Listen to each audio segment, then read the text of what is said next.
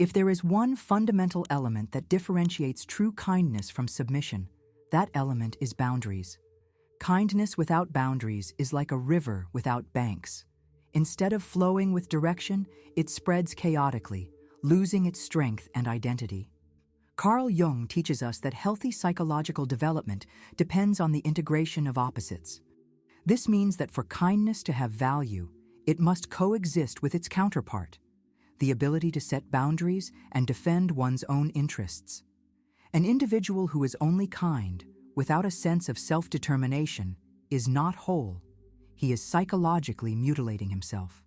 In a social context, this becomes evident. People who do not set boundaries are the most exploited in any environment.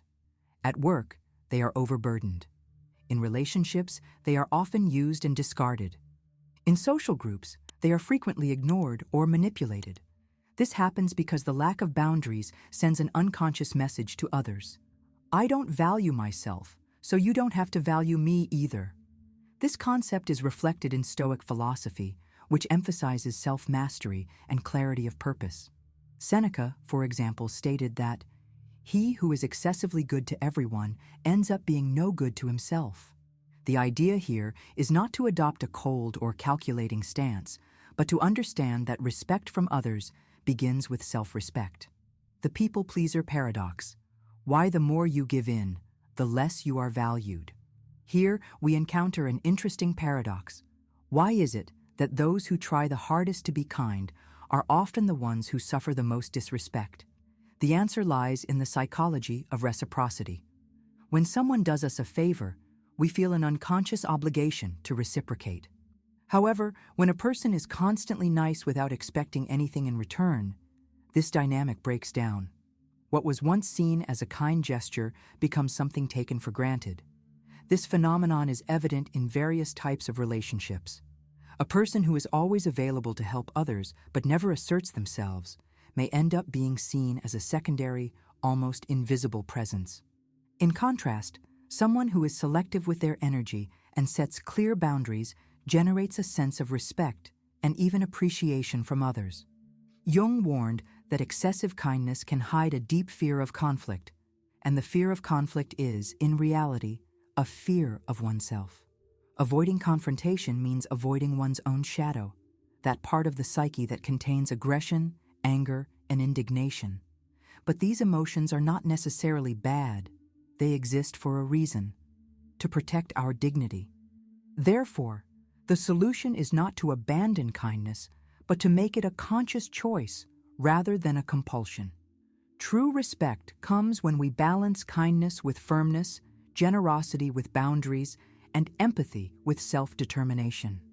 Carl Jung teaches us that the shadow is made up of all the parts of our psyche that we repress because we consider them unacceptable. For many, anger, assertiveness, and even selfishness are seen as negative emotions that must be eliminated. But what happens when someone tries to completely suppress these parts? They don't disappear. They simply move into the unconscious, where they manifest in distorted ways. Overly kind people often hide, beneath their apparent goodness, a deep fear of rejection or confrontation. They believe that if they are always nice to others, they will be loved and protected.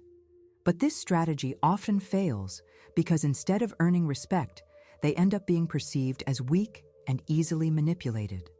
Moreover, repressed shadow aspects can manifest in destructive ways. Someone who spends their life being kind to avoid conflict may eventually explode in an exaggerated outburst of anger. This happens because suppressed aggression never truly disappears. It just accumulates until it needs to escape somehow. This explains why some seemingly calm and kind people have sudden, unexpected fits of rage. Another side effect of this repression is resentment. When someone gives too much without receiving the same in return, they start feeling that others are ungrateful or abusive. But in reality, the problem lies within the person who never set clear boundaries. Resentment arises when we feel exploited, but we often forget that we were the ones who allowed that exploitation in the first place. The psychology of respect. What makes people value someone? Respect is not something that can be demanded or begged for. It must be earned.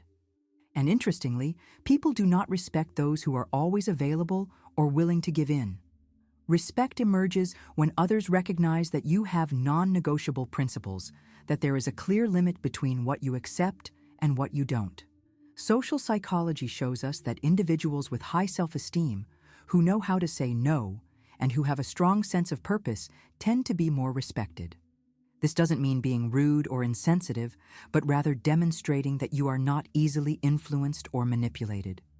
In his theory of individuation, Jung states that the ultimate goal of human development is to integrate all parts of the self, both light and shadow, to become a whole being.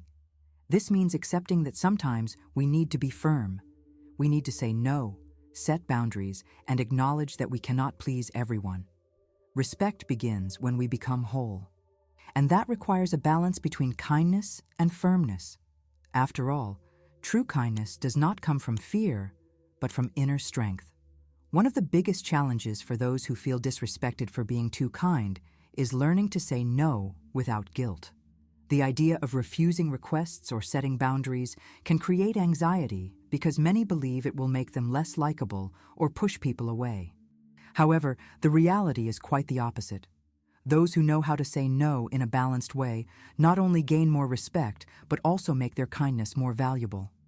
Carl Jung emphasized that the process of individuation requires us to take ownership of our choices without being slaves to external validation. This means that to be truly free, we must abandon the illusion that our social acceptance depends on always being agreeable. Think of a coin. One side represents your kindness, the other your ability to set boundaries. If the coin has only one visible side, its value is diminished. But when both sides are clearly defined, it becomes something solid and valuable. Saying no assertively doesn't have to be aggressive. True firmness comes from calmness and clarity. There's no need to shout, over-explain, or feel guilty. A simple, "No, that doesn't work for me," is enough to communicate your position. When people realize that you have clear boundaries, your kindness takes on a new meaning. It is no longer seen as submission, but as a conscious choice. And anything that is scarce becomes more valuable. If you are always available to everyone, your attention becomes trivial. But when you are selective about where you invest your energy, people begin to value you more. Respect from others begins with self-respect. If you constantly put yourself in situations where you are exploited or ignored, you need to ask yourself, do I truly value myself? Nietzsche spoke about the concept of the Übermensch, the individual who transcends inherited morality and creates their own values. In the context of kindness, this means you should not act kindly because you expect something in return, but because it aligns with your character. At the same time, this choice must include self-respect. Without it, your kindness loses its strength. Jung also saw personal growth as a process of balancing opposites. Kindness can only be complete when accompanied by a healthy dose of selfishness, not in the sense of being insensitive, but in protecting your own energy and dignity. In the end, the question you should ask yourself is not, how can I be kinder so that people respect me? But rather, how can I respect myself more so that my kindness reflects my strength, not my insecurity? People perceive much more than just words and actions. They sense energy and intention. If someone is kind but radiates insecurity or fear of conflict, that will be noticed, even if only subconsciously, by those around them. Non-verbal communication, tone of voice, posture, and even the way we occupy space deeply influence how we are treated. Jung said that to integrate the totality of our being, we must take ownership of all our facets. This means that beyond recognizing your shadow, you need to express your presence firmly and confidently. If your kindness is accompanied by a fragile posture, lowered eyes, and hesitation when speaking, others won't see it as a sign of strength, but as submission. There's an interesting social experiment about this. When a person walks hesitantly, avoiding eye contact and slouching their shoulders, they are treated with less respect than someone who stands upright, makes eye contact, and speaks with confidence. Psychologically, the first person appears to be asking to be ignored or dismissed. Therefore, it's not enough to be kind. You must project a presence that shows your kindness is a conscious choice, not a desperate plea for acceptance. If we observe highly respected figures, whether leaders, spiritual teachers, or even fictional characters, we notice that most of them combine gentleness with firmness, empathy with authority. This is because respect doesn't come from a single personality trait, but from the balance between opposing forces. A classic example is the wise warrior. He has the strength to fight, but does not fight without reason. He is kind, but he does not fear imposing his presence. This archetype appears in many cultures because it represents the wholeness of the human psyche, something Jung explored deeply. People are naturally drawn to those who embody this well-integrated polarity. Someone who is only kind may be seen as weak. Someone who is only aggressive may be seen as tyrannical. But someone who balances both qualities is perceived as trustworthy and worthy of respect. That's why the real solution to earning respect is not to be less kind, but to be more whole. True kindness must coexist with self-respect, with the ability to say no, with the courage to defend your ideas, and with the energy of someone who values themselves. When this happens, the way people perceive you changes. You don't need to demand respect. It manifests naturally because your presence communicates something powerful. I am kind because I choose to be, not because I need to be. Carl Jung emphasized that the greatest goal of human development is individuation. That is, becoming an authentic and whole being, free from the shadow of others' expectations. This means that to be truly respected, you must stop acting solely to please others and start acting in alignment with your own values and essence. Excessive kindness often stems from an unconscious desire for acceptance. People who have spent their lives being conditioned to please, whether due to trauma, strict upbringing, or fear of rejection, may develop behaviors that make them invisible. They become too good because they believe that's the only way to be loved. But what happens when someone no longer needs others' approval? That person becomes free. They don't bow to unnecessary social pressures or give in to the fear of rejection. Their kindness is no longer a means to be loved, but a choice rooted in their true self. Authenticity is magnetic. People who express their truth with confidence are naturally more respected because they radiate security and coherence. This doesn't mean being rude or indifferent. It means aligning kindness with self-respect. Imagine a river flowing with strength and direction. It doesn't ask for permission to follow its course, but it also doesn't destroy everything in its path. It simply is, and because of that, it naturally commands presence. That's how your stance in the world should be, fluid yet firm. If kindness is used as a shield to avoid conflict or to be accepted, the inevitable result is self-erasure.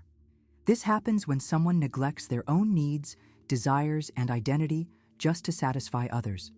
Signs of self-erasure include difficulty saying no, even when something harms you, feeling drained from always being available to everyone, experiencing anger or resentment but never expressing it, constant fear of disappointing others, a sense that people don't value or respect you.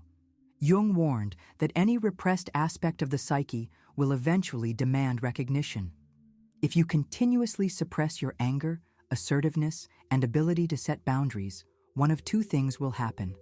Either you will explode in a destructive way, or your vital energy will slowly drain, leading to exhaustion, frustration, and low self-esteem. If you see yourself in these signs, the solution is not to abandon kindness, but to balance it with self-determination and self-respect. The question you must ask yourself is, am I being kind by choice or out of fear? When your kindness comes from strength rather than the need for acceptance, the world responds differently. People see you as whole, not as someone who can be easily overlooked. True transformation happens when you integrate your kindness with your inner strength. This doesn't mean becoming cold or arrogant, but rather cultivating a balance where your kindness is not seen as submission, but as a conscious and firm choice. To achieve this, it's essential to adopt some key practices. 1. Learn to say no with confidence. The word no is one of the most powerful tools for earning respect. If you say yes to everything, your word loses value. But when you say no with conviction, people recognize that your choices are authentic. Saying no doesn't mean being rude. You can decline requests respectfully and clearly without lengthy justifications. For example, "I'd love to help, but unfortunately, I can't right now. That doesn't work for me. I understand your point of view, but this isn't my decision." The key is to avoid guilt or hesitation. The more naturally you assert your boundaries, the more others will respect them. 2. Develop your posture and body language.